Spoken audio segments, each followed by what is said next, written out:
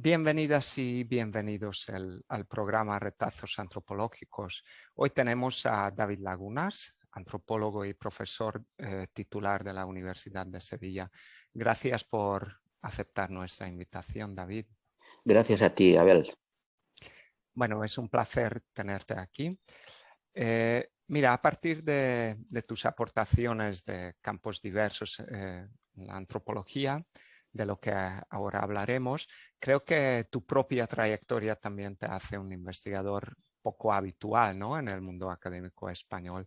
¿Puedes explicarnos un poco, para entrar directamente al medio, un poco cómo decidiste estudiar antropología en Cataluña, luego ir a defensar tu tesis en Jaén, pasar algunos años en México y luego volver a la península? O sea, sobre ti, tu trayectoria profesional un poquito.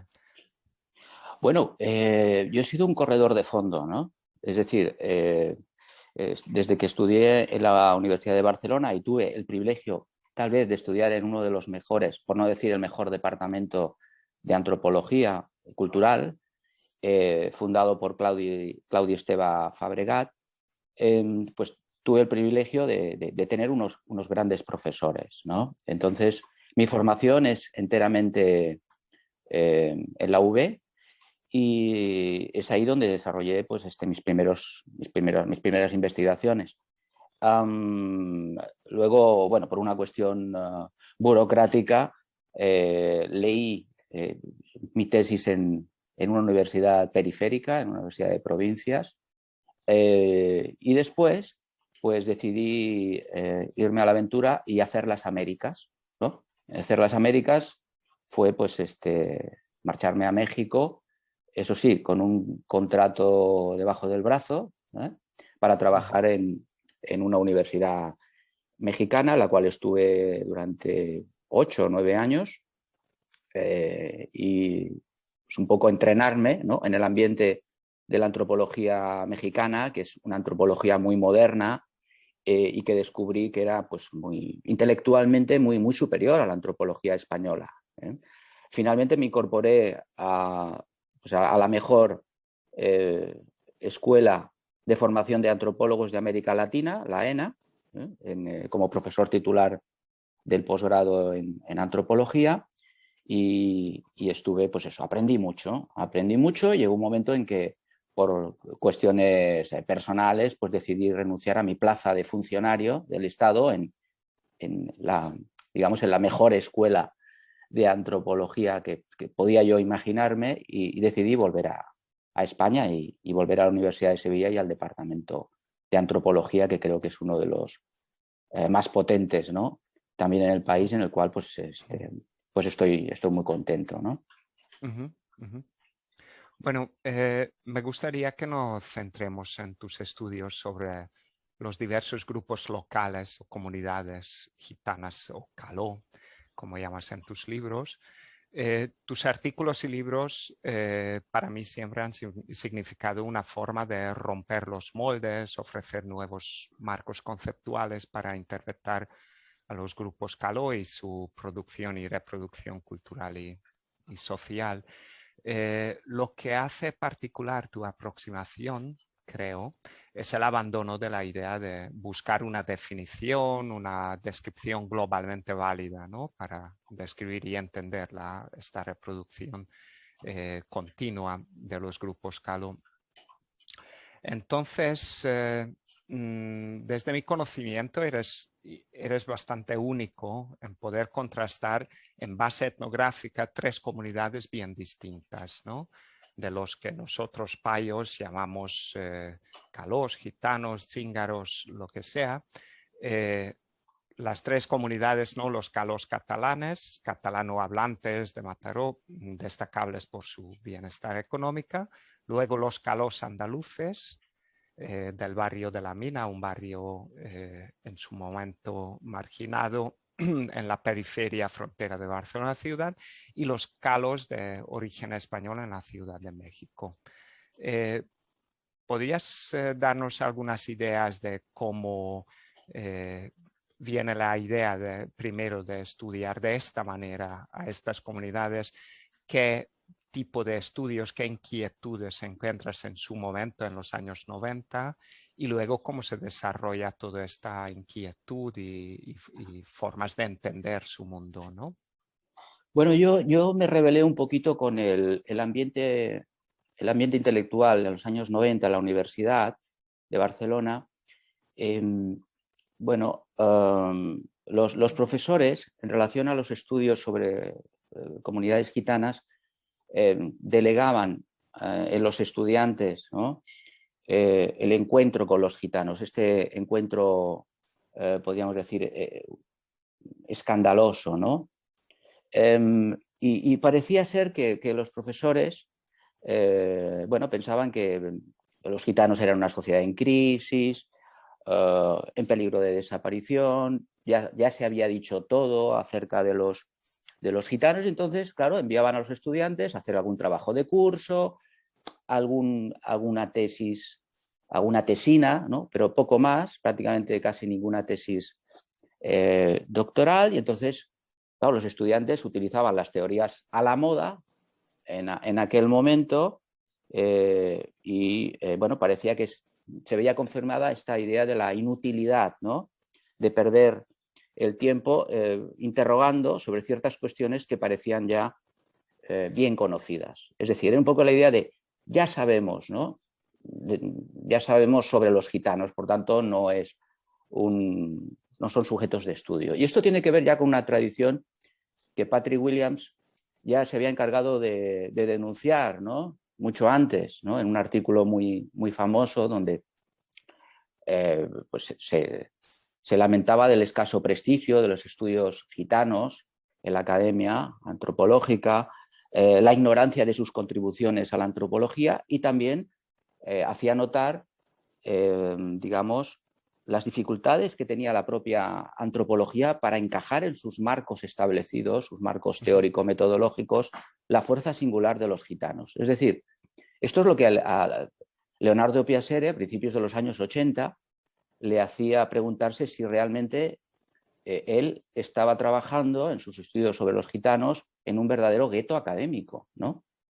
Es decir, una especie de mundo paralelo que no tenía el suficiente respeto dentro de la academia y que estaba reproduciendo la misma marginación que se producía hacia los gitanos como objeto social, se estaba produciendo dentro de la academia, como diciendo, estos estudios tienen muy poca contribución a la antropología. Entonces fue a partir de esta insatisfacción, ¿no? Que a principios de los 90, pues intenté acercarme a una de estas comunidades en la Mina, Río Marginal, entre Barcelona y Sant Adrián de Besós, y poner en práctica este ideal de Malinowski, ¿no? Es decir, de los argonautas del Pacífico Occidental, y es plantar la tienda ahí en el medio del poblado y entrenarme, ¿no? Entonces tenía muy claro que había que hacer tabla rasa, ¿no?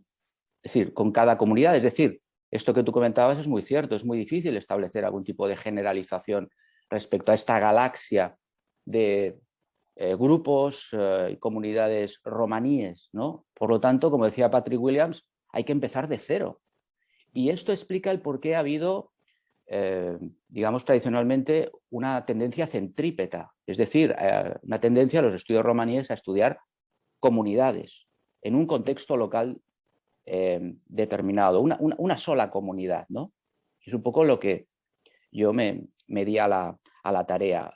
Pues, ¿para destacar qué? Pues para destacar pues, el carácter enormemente creativo de la ideología de estas comunidades estudiadas, y para estudiar las diferentes articulaciones entre las condiciones de existencia, es decir, en un barrio como La Mina, segregado, con problemas de marginación, de drogas, de desempleo, de violencia, etcétera, etcétera, las condiciones eran muy distintas a las de otro grupo que estaba a 20, a 30 kilómetros de Barcelona, que paralelamente también empecé a estudiar, que eran los gitanos catalanes, una comunidad de clase media, incluso pequeño burguesa, ¿no? Muy cercana, con otro tipo de estructuras sociales. Y esto es interesante, ¿no? La idea de cómo a partir de esta relación entre las condiciones de existencia socioeconómicas, incluso geográficas, ¿no? Dónde estás ubicados, Estas condiciones ideológicas dan lugar a una serie de estructuras sociales cambiantes, no solamente entre diversos grupos, sino dentro, al interior de un mismo grupo, ¿no? Es decir, de los grupos gitanos catalanes, andaluces u otros grupos, ¿no? Entonces, me di a la tarea de este trabajo realmente de inmersión, porque esto, digamos, es lo que me di cuenta, ¿no? Desde el principio. Todo esto que me habían enseñado en la universidad, los manuales de etnografía, cómo hacer una entrevista, cómo hacer un guión de entrevistas y tal, pues esto no funcionaba, tú. Esto era un desastre, ¿sabes? Solamente en una o un par de ocasiones intenté hacer algún tipo de entrevistas con preguntas y esto, hostia, era imposible. Entonces, claro, me di cuenta de que era una forma inapropiada de acercarme a mis sujetos de estudio, tanto en la mina como en Mataró. Es decir, yo puedo decir nada más, honestamente, que lo poco o lo mucho que pude, digamos, aportar al conocimiento de los estudios romaníes en estas dos comunidades y también en México recientemente, vino de la observación directa y no de la formulación de algún tipo de preguntas, ¿no? Que era desesperadamente frustrante, ¿no? De alguna manera imposible, ¿no? Poder llegar a algún tipo de avance. Es más, es decir, básicamente todo empezó a ir rodado cuando estableces, pues, una serie de relaciones estrechas, íntimas y de amistad. Es decir, cómo interaccionas con unos y con otros y dejas a un lado todas estas cuestiones de la entrevista, de preguntar, etcétera, etcétera, ¿no? De esto, claro, de esto me decía Leonardo Piasere, siempre que iba a verlo a Verona, cuando dirigía mi tesis, me decía siempre lo mismo: David, no preguntes, simplemente habla con ellos, ya está, ¿no? ¿Cuáles son los roles que cogiste en estos campos? O sea, me acuerdo de tu libro que, por ejemplo, en la mina participabas en el Centro Cultural Gitano como activista o como persona, ¿no? Ayudante, que me parece que es un espacio bastante específico que no necesariamente ayuda a entender las dinámicas de la propia comunidad, sino más bien la propia representación que quieren dar hacia adentro y hacia afuera sobre qué es gitano, cómo es un gitano moderno o tradicional en el siglo XX, ¿no? Finales del siglo XX. Entonces, ¿cómo resuelves este problema de trabajar en un, en un centro de propaganda cultural y mantener tus inquietudes y tus preguntas muy claro, ¿no? No solo centrando en los discursos, sino también en las interacciones y prácticas diarias? Claro, esto es muy interesante, Abel, porque, claro, en campo llevamos a cabo toda una serie de tácticas, ¿no?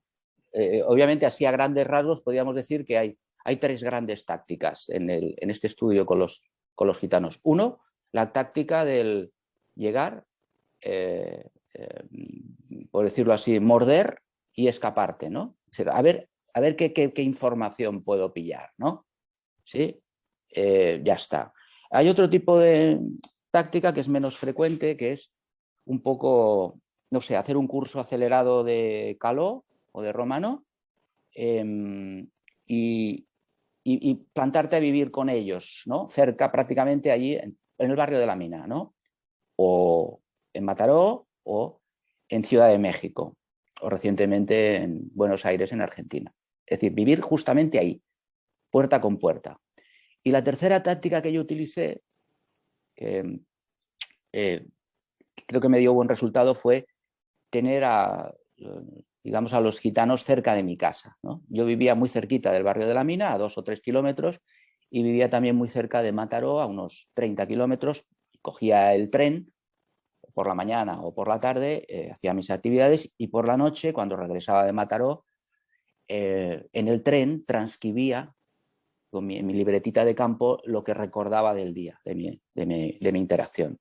En la mina mi encaje fue a partir del centro cultural, es decir, que mi trabajo tiene que ver un poco más con cuestiones de activismo, efectivamente, de la reconstrucción de un grupo, ¿no? En este caso los gitanos andaluces, como gitanos a partir del asociacionismo y a partir, por ejemplo, de un neotradicionalismo, como es la recuperación del flamenco, ¿no? En este sentido. Un poco esta cuestión.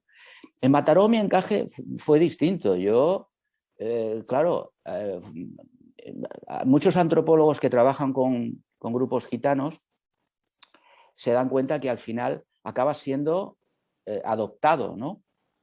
Por ellos, o tienes relaciones muy estrechas, te convierten en compadre, ¿sabes?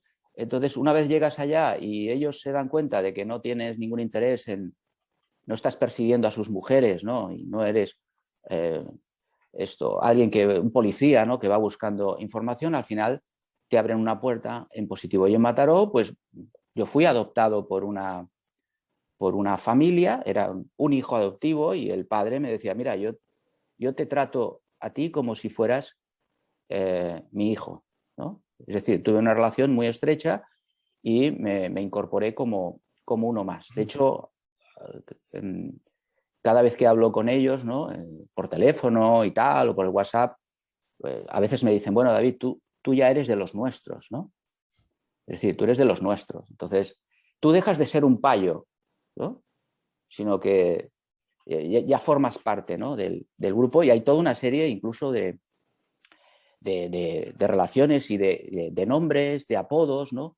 Que recibes, ¿no? Es el David, el payo David, el primo David, el David de Sevilla, y formas parte de esta modulación de tu identidad y participas ya como persona, con lo cual esto te abre la posibilidad de tener estas relaciones íntimas, ¿no? Que de alguna manera, y bueno, con una mínima consideración seria de este aspecto, cuando uno se da cuenta que es a partir de estas relaciones que estableces con ellos cómo puedes avanzar, te das cuenta que todas estas discusiones y debates acerca de la reflexividad no funcionan en estas situaciones. Es decir esto de alguna manera es un libro abierto. Por eso digo que el encuentro con las comunidades gitanas es verdaderamente un laboratorio donde poner a prueba todos estos conceptos. Y en México, básicamente, todo forma parte de un mismo proceso y forma parte de mi historia relacionar con los gitanos. Y la manera que tuve de incorporarme a vivir y a participar con esta comunidad fue pues, muy parecida a lo que ocurrió en San Adrián, en La Mina o en Mataró. Básicamente forma parte pues, de un único proceso, que es esto, la historia que tengo yo de relación con los gitanos. Y ahí en México, pues no tenía tampoco que pensar cómo integrarme, sino que creo que ya estaba incorporado en mí. Esto es una idea muy interesante, cómo el conocimiento, dice Leonardo Piasere, funciona por impregnación. O sea, el conocimiento es incorporado. Entonces yo no tenía por qué pensar cómo dar las buenas tardes en Ciudad de México con esta comunidad de gitanos españoles, cómo dirigirme a los ancianos, no mirar a las mujeres por la calle, cómo relacionarme con otros chicos, con otras chicas. Todo esto ya está, porque ya lo tienes incorporado. Es un modelo cognitivo, yo diría, ¿no? Que hace que, no sé, ahora si explicas un chiste sobre gitanos, tal vez solamente las personas que han hecho trabajo de campo con gitanos se reirán, y otras personas que no han hecho trabajo de campo con gitanos no entenderán el chiste. No sé si me explico, ¿no? Es algo que funciona por impregnación. Entonces, luego sí, ya percibí que ellos se dieron cuenta de que no perseguía a sus mujeres y estas cosas, y de alguna manera, claro, te das cuenta de que, y esto lo reconozco con mucho fastidio, y además con resistencia, te das cuenta que en el fondo yo no dejo de ser o no dejaba de ser un espía. un espía en nombre de la ciencia. Ahora bien, me gustaría señalar que yo como científico social, claro, yo estaba trabajando por unos objetivos, que era básicamente pensar en mis lectores, en los lectores de mi tesis o los lectores de mis libros o de mis artículos. Ese es el modelo cognitivo, ¿no? del etnógrafo. Pero el modelo cognitivo de los gitanos en Cataluña, en México o en Argentina es muy distinto a este. El modelo cognitivo de los gitanos es otro. Y es que ellos vieron en mí que yo tenía buen corazón. Y ellos me lo decían. Por ejemplo, un onclo en Mataró me dijo, mira, David, tú has entrado aquí con nosotros porque tienes buen corazón. En Argentina me dijeron lo mismo. Dice, tú estás aquí con nosotros porque eres bueno. Es otro modelo cognitivo distinto. A ellos les interesa un bledo, ¿no? Si tu trabajo es un trabajo que va a aportar nuevos conocimientos a la ciencia, un nuevo modelo teórico, etcétera, etcétera. Entonces, has entrado con el corazón entre nosotros. Este sería el resumen. Ya está. Y esto es lo que ven ellos. Una persona con cierta nobleza de sentimientos, tal, porque si vas un poco en este plan de preguntar o de, no sé, tienes algunos intereses ahí escondidos, ellos enseguida se dan cuenta de ello. Entonces, claro, no te dirán, no te queremos aquí, pero seguramente te enseñarán la puerta de salida. Por lo tanto, como decía Patrick Williams, con los gitanos no valen medias tintas, o estás dentro o estás fuera. Y eso explica el por qué es tan difícil, ¿no?, hacer estudios etnográficos con comunidades gitanas. Es un trabajo realmente complicado, ¿no? Uh-huh. David, pasando un poco al contenido, ¿no?, o los resultados de tus obras, le dedicas mucha atención a la reproducción cultural y la producción al mismo tiempo, ¿no?, entre los kalos. ¿Comentarías algunas conclusiones? ¿Cuál es el elemento que proporciona una cohesión social? Te preguntas, ¿no? ¿Es la economía? ¿Es el nacionalismo gitano? ¿Es la identidad étnica? ¿Es el parentesco? Y luego, ¿a través de qué elementos se transmite y reproduce la cultura, ¿no? Estas son algunas preguntas que planteas en diversos libros que has escrito y artículos. Comenta algunos resultados de esto, algunas respuestas. Bueno, yo creo que hay una consideración teórica y metodológica de base para entender un poco todos estos procesos y buscar una cierta regularidad, ¿no? Y es el compromiso. Es decir, al fin y al cabo todo se trata de un compromiso entre un adentro y un afuera. Uh-huh. ¿Cuál es este adentro? El adentro es tipo de reproducción cultural que es muy fluida, muy elástica, ¿no? Que está unida a la reproducción económica. Es decir, la reproducción cultural es indesligable de las actividades económicas, ¿no?, por así decirlo. Este es el elemento importantísimo. Reproducción cultural, reproducción económica, y este sería el adentro. Es el adentro, es el interior, ¿no? Y luego tenemos el exterior, el afuera. Y el afuera es todo esto que conocemos acerca de los gitanos, las representaciones, ¿sí? Todas estas representaciones que nos llegan a través de la literatura, de los dispositivos, por ejemplo, de inserción social, de trabajo social, los dispositivos sociales, de medios de comunicación como la televisión, la prensa. Es la forma que tienen también los gitanos de presentarse hacia el exterior, ¿no? Y es esta idea de Lévi-Strauss, ¿no? Es decir, es como un significante flotante. Es decir, puede ser llenado de cualquier cosa, ¿no? Entonces yo creo que el compromiso entre un adentro, que este es al cual uno tiene que aspirar, y de hecho el título de mi tesis se llamaba Dentro de dentro. O sea, estaba dentro, de ese adentro, de ese mundo que no conocemos. Es un mundo, ese espacio íntimo, ¿no?, que no es fácilmente, ¿no?, visible.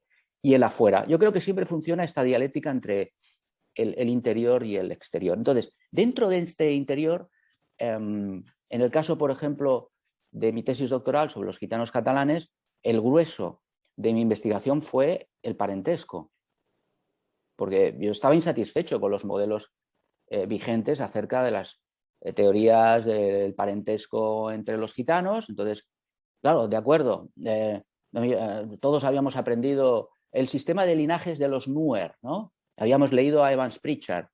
Entonces, claro, yo en la universidad nos enseñaban pues, esto es lo de los linajes y todo el rollo este, ¿no? Entonces, ¿cómo descubrimos los linajes entre los gitanos? ¿Vale? Entonces, claro, y esto es lo que había en la literatura acerca de los gitanos, ¿no? En relación al parentesco, las pocas monografías que yo estaba manejando. Entonces, claro, a mí no me encajaban estos modelos. Los gitanos no tenían linajes, no eran africanos. Y este era uno de los grandes problemas que habían, y es que los estábamos exotizando y primitivizando, ¿no? Comparándolos con los aborígenes australianos o con los Nuer africanos. Y yo no veía linajes por ningún lado. O, por decir algo, la simetría de las aldeas Bororo, que decía Levi-Strauss, ¿no? Cómo eran simétricas las aldeas Bororo en Tristes Trópicos. Bueno, pues no sé, si tú analizabas el sistema de disposición espacial de las caravanas de los Rom en Italia, pues no tenía nada que ver con este sistema simétrico. ¿Entiendes? Y Leonardo Piasere intenta explicar un poco la configuración de cómo están situadas las caravanas e instaladas en un campamento, ¿no? No tiene nada que ver con este sistema de simetrías, ¿no? Entonces, un poco me rebelaba un poco con este orden, ¿no?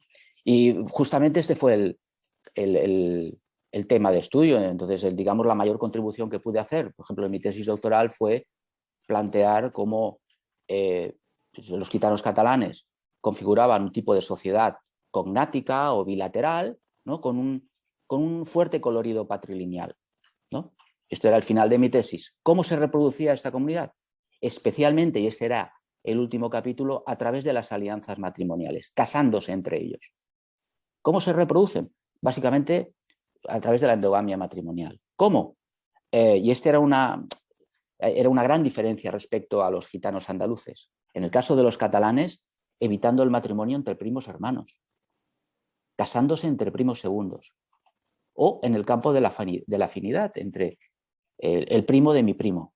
Matrimonios que están documentados en Europa, ¿no? Y que han sido practicados en el ámbito rural en Europa, etcétera, etcétera, en este sentido. Y ver cómo diferentes estrategias matrimoniales, los gitanos andaluces sí se casaban entre primos hermanos. En México se siguen casando entre primos hermanos, al igual que en Buenos Aires, en Argentina. ¿Era esto, entonces, un signo de modernidad para los gitanos catalanes, el hecho de renunciar a ese matrimonio endogámico, ese matrimonio demasiado cercano, ¿no? En el campo de la consanguinidad? ¿Era un elemento de su modernidad, de ellos que se identificaban como gitanos modernos, a diferencia de otros gitanos? Era parte de mi tesis, ¿no? En ese sentido. Otro elemento que siempre comentas, ¿no? Y que le das mucha importancia es la producción cultural o la reproducción, pero reflejando la modernidad, el cambio, nosotros lo hacemos diferente, ¿no? Teniendo como el diferente cultural también los antepasados, ¿no? Las generaciones más grandes, más viejas. Entonces, en este último artículo comentas que en realidad se descubre y se problematiza esta modernidad. Entonces, la cuestión de la modernidad es una cuestión central, ¿no? en tus etnografías y las interpretaciones que les haces. Y me gustaría que nos explicaras un poquito cómo esta modernidad se presenta, se representa, se produce en las tres comunidades estudiadas, ¿no? Cómo resignifican los objetos, el uso de los objetos, las prácticas desarrolladas, pero con casos concretos, por favor, danos elementos etnográficos para entenderlo. Claro, toda esta reflexión acerca de la modernidad partía de una pregunta. Los gitanos catalanes decían, nosotros somos gitanos modernos. Entonces, el tema de la modernidad podía abordarlo como un concepto émic o debía abordarlo como un concepto ético. Entonces, claro, me di cuenta que hay modernidades múltiples. Es decir, y que los gitanos catalanes, por ejemplo, se identificaban como gitanos modernos porque decían que estaban mucho más integrados, ¿no?, en la ciudad, tenían relaciones muy tranquilas, muy calmadas con sus vecinos. Las hijas y las madres iban a comprar, no sé, a las tiendas de Zara, de Barcelona.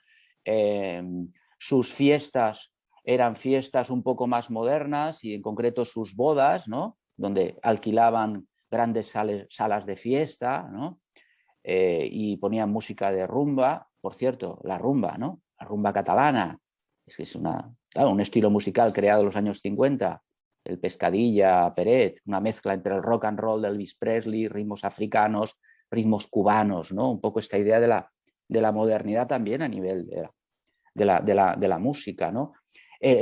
No sé, la forma de vestirse también, ¿no? Muy moderna, con ropa de marca, etcétera, etcétera. Comentas también el uso de los WhatsApps o Teléfonos programas móviles, claro, que estaba creando en aquel momento, estamos hablando de mediados de los años 90, con la introducción de los primeros teléfonos móviles, que hacía que, entre otras cosas, por ejemplo, las chicas y los chicos pudieran hablar por teléfono y generar noviazgos, etcétera, etcétera, cuando antes estaban mucho más limitadas las oportunidades para que pudieran coincidir. Podían coincidir los jóvenes tal vez en el mercado, en una boda, se enamoraban de vista, pero ahora con los teléfonos móviles se dotaba de una gran autonomía, especialmente a las chicas, a las mozas, a las fadrinas, como decían ellos, que tenían la posibilidad de ir tanteando entre diferentes novios, por así decirlo, ¿no? Entonces, en la mina, pues claro, yo encontré un grupo de gitanos andaluces que habían estado viviendo años atrás, antes de que se construyera el barrio de la mina, en el Camp de la Bota, viviendo en chabolas, y que en este proceso de reconstrucción se convierten en la vanguardia del asociacionismo en España. Es decir, el primer centro cultural o primera asociación gitana se funda ahí en la mina. El primer concejal gitano de un ayuntamiento es allí, en San Adrián de Besós, en toda España. ¿Entiendes? Y gente que había salido de Jaén, ¿no?, de estos gitanos, habían salido de Jaén, del pueblo, viviendo en chabolas, tal, y se reconstruyen. Es decir, en un barrio profundamente segregado, construido en el tardofranquismo para intentar prácticamente destruir a la gente, alojándolos en esta especie de colmenas, barraquismo vertical, decía, ¿no? Decían de la mina, ¿no?, y tal. Y se reconstruyen como tal y se convierten en la vanguardia, organizando, pues no sé, y creando el Festival de Flamenco. Un festival y un concurso flamenco que formó parte de las actividades del GREC. El GREC, ¿no? Este Festival de las Artes y tal, de Barcelona, que proyecta Barcelona al mundo, ¿sabes? Como un ejemplo de modernidad. Otra manera de entrar en la modernidad, ¿no?, y prestigio. Y en México, México y Argentina, claro, conozco gente que desde los años 50 del siglo pasado ha estado viajando por toda América. Cuando en los años 50 en España había tal cantidad de miseria, de pobreza, de gente que no... Hoy todavía hay gente que no ha salido de su pueblo. Y desde los años 50 hay gente viajando por Estados Unidos, por México, por Colombia, por Brasil, Argentina, Venezuela. Se conoce en toda América. ¿Y cuál es su punto de comparación? Es decir, cuando se definen como modernos, ¿a qué se refieren? ¿A los gitanos de España? ¿A los pueblos indígenas de los países donde pasan? ¿O? Claro, ellos se identifican como gitanos americanos. Dicen, nosotros somos americanos. ¿Y qué representa el gitano americano? Es una persona que ha viajado, una persona cosmopolita, que ha conocido muchos mundos. Cuando en España, tanto payos como gitanos, dicen ellos, la gente vivía en un cierto atraso, ¿no?, cerrada al mundo. Y nosotros, claro, dice, cuando llegamos en el barco desde Canarias hasta Río, Santos, Río de Janeiro, Santos, Montevideo y finalmente Buenos Aires. Cuando llegamos a Buenos Aires en los años 50, aquello era Nueva York, dicen los ancianos. Era como Nueva York. Era un mundo totalmente distinto a la España atrasada, un corral de vacas, un estado franquista represor donde la policía te metía en chirona por cualquier cosa, donde los jueces eran represivos hacia los gitanos, la Guardia Civil, bla, bla, bla, bla, bla, bla, bla. Y nosotros llegamos allí y somos tratados como señores. Nos tratan como señores, como españoles. Y vamos a trabajar en el comercio itinerante, viviendo en hoteles, comiendo en los mejores restaurantes, conociendo mundo, etcétera, etcétera. Es esa otra forma de inserción dentro de la modernidad, ¿no? Y por eso ellos se distinguen tanto de los payos como de los gitanos de España por este cosmopolitismo, esta idea de ser más avanzados. Y esto te lo dicen, ¿no? Te lo dicen así. Es otra forma, ¿no?, de entender un poco esta idea de la modernidad, ¿no? Esto creo que es un cambio muy grande, ¿no?, en tu descripción etnográfica, a diferencia de la gran mayoría de las etnografías que describen a los gitanos como marginados, claro, que se sienten poco representados en los espacios públicos, etc. Es decir, claro, das una interpretación totalmente diferente, ¿no? Claro, fíjate, Abel, que los gitanos en Ciudad de México, es una comunidad de aproximadamente 300 personas, viven en uno de los barrios más cool de todo el mundo, ¿vale? Es decir, cerca de la zona rosa, por así decirlo. La zona rosa es un lugar de ocio, de negocios, donde están edificios históricos, hoteles, centros culturales, museos, etcétera, etcétera. Ellos viven ahí, no viven en barrios segregados. En Buenos Aires viven muy cerca de lo que es la Plaza del Congreso. La Plaza del Congreso es donde está el Congreso de los Diputados, el Senado, edificios de gobierno, y no son comunidades que vivan en barrios marginales o sean segregados, gente de clase media, con aspiraciones propias de la clase media. Lo que pasa es que son invisibles. Claro, porque no llaman la atención. Los gitanos catalanes tampoco llamaban la atención. En ese sentido, pues gente, hostia, más o menos integrada, entre comillas, ¿no? Pero que no atraen, ¿no? Como puede atraer esta imagen del gitano pobre, con mocos, que vive en un asentamiento, etcétera, etcétera, que esa, digamos, no digo que no sea real, ¿no?, pero forma parte de este imaginario, ¿no?, de estos fantasmas que tenemos hacia los gitanos. Sin duda, a nivel de ejercicio intelectual y aportación epistemológica, metodológica, teórica, es súper importante lo que has hecho en estas aproximaciones etnográficas. Pero por otra parte, me gustaría saber qué opinas de la obligación o la responsabilidad social, ¿no?, que tenemos los antropólogos, que aunque tú describas estas comunidades en términos de modernidad y de clase media y de producción y supervivencia cultural con un cambio, o sea, no podemos negar que la inmensa mayoría de la población gitana sí que vive en pobreza y sufre discriminación en sus días cotidianas. Entonces, ¿cómo ves esta obligación que de alguna manera o la responsabilidad que cualquier antropólogo tiene que sentir? ¿O cómo ves el espacio del activismo que podrías tener tú y otros que trabajan con poblaciones marginadas? Hombre, yo creo que para una consideración mínimamente seria de este aspecto, uno tiene que tener en cuenta pues los aportes de la llamada antropología pública o de orientación pública, que es un poco la idea en la que te manejas, ¿no? Es decir, obviamente la idea es de que el antropólogo se convierta en una especie de transformador, ¿no? Es el antropólogo transformador.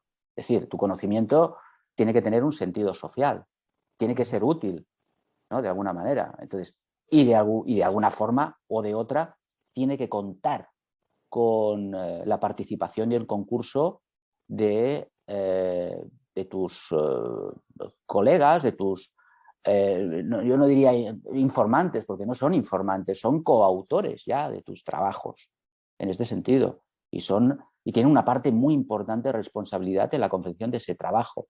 Obviamente, pues ¿cómo? A través de, ciertamente, pues aplicar consideraciones éticas, ¿no?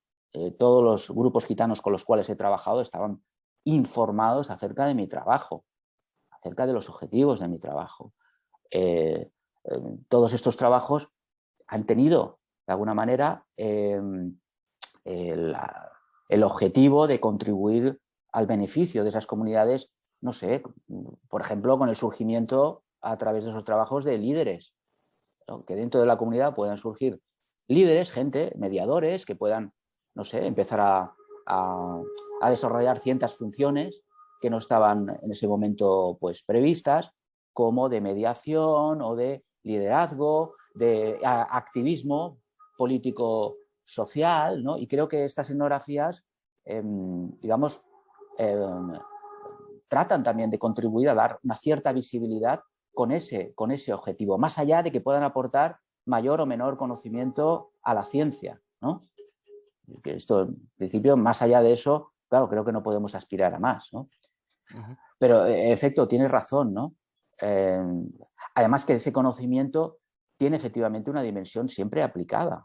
Es un conocimiento que puede servir también para la intervención social, para mejorar la calidad de vida de la gente o, como mínimo, para generar un debate público pues mucho más rico y mucho más complejo al cual estamos acostumbrados, ¿no?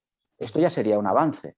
Modesto, pero en el fondo lo es, ¿no? Que ya hablemos a ciertas audiencias de ciertas realidades que quedan ahí pues, ocultas, ¿no?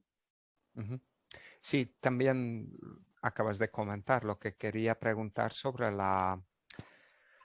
el compromiso hacia tus informantes, amigos, compañeros gitanos, que hay algunas aportaciones más nuevas que sí que incluyan a estas personas en sus publicaciones o presentaciones públicas, como no sé si conoces Gay Blasco, que incluso acaban de publicar un libro sobre antropología de la amistad.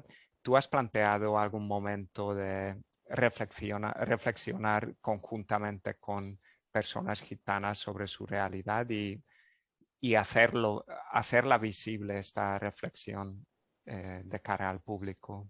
Absolutamente. Bueno, ahora estoy trabajando en un proyecto, un pequeño documental con dos personas de aquí de Sevilla que migran regularmente a América y estamos trabajando en este documental y también en un pequeño libro conjunto de fotografías de esta migración transatlántica, ¿no? Es cierto que, digamos, en nuestro trabajo, ¿no? en la academia, a veces nos encontramos con una falta también, ¿no? de interlocutores que puedan también incorporarse a estos debates sesudos, ¿no? académicos, en publicaciones, etcétera, etcétera. Pero creo que sí, que hay que tratar de contar con ellos, dialogar con ellos. Es decir, y esto lo decía Sam Beck, ¿no?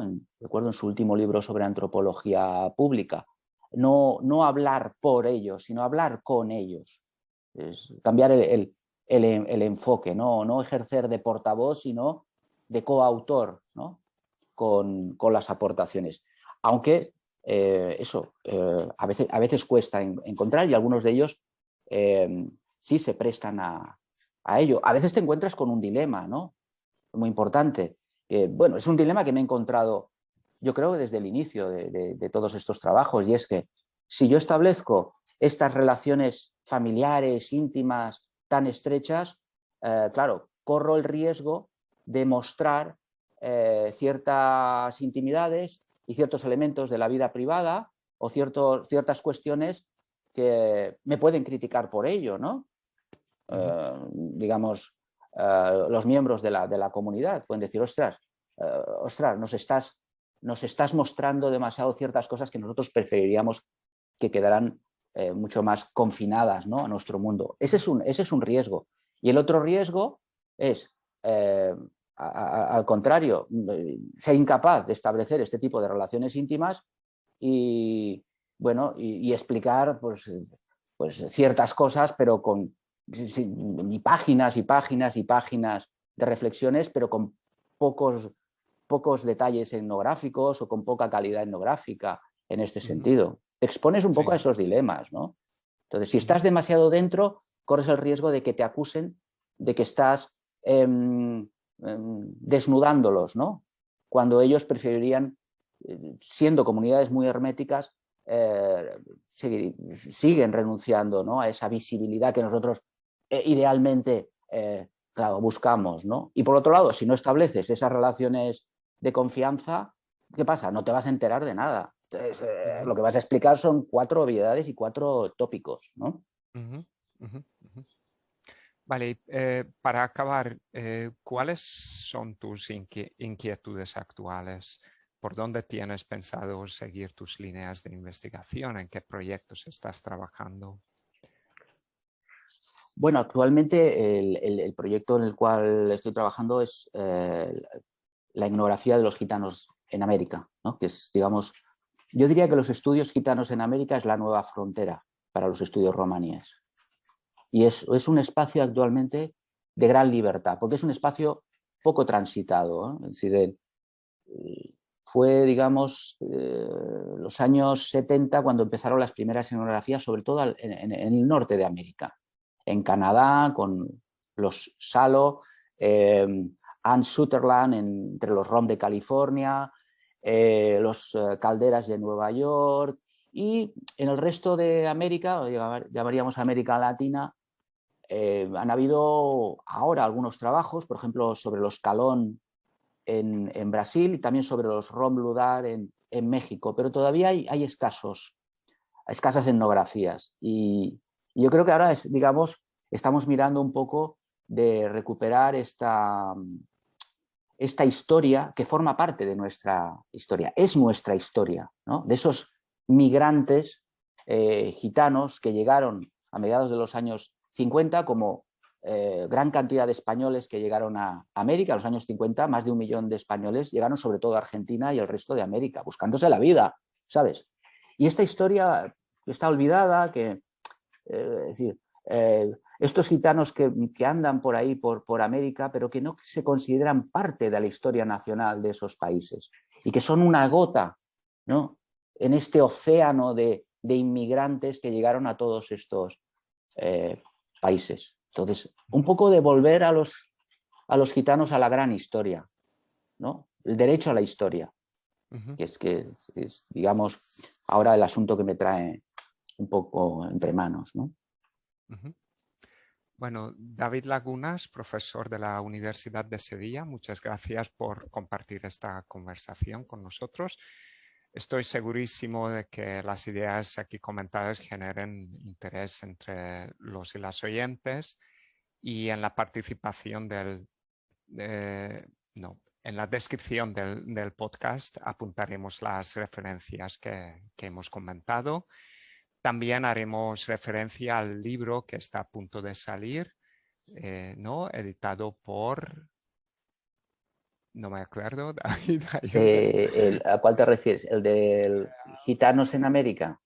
Exacto. Sí. Bueno, se va a llamar American Gitanos, una etnografía con los gitanos españoles de Ciudad de México, y está ya en prensa. Espero que en los próximos meses aparezca en el mercado. Va a ser publicado en inglés y bueno, pues es lo último que tenemos ahora.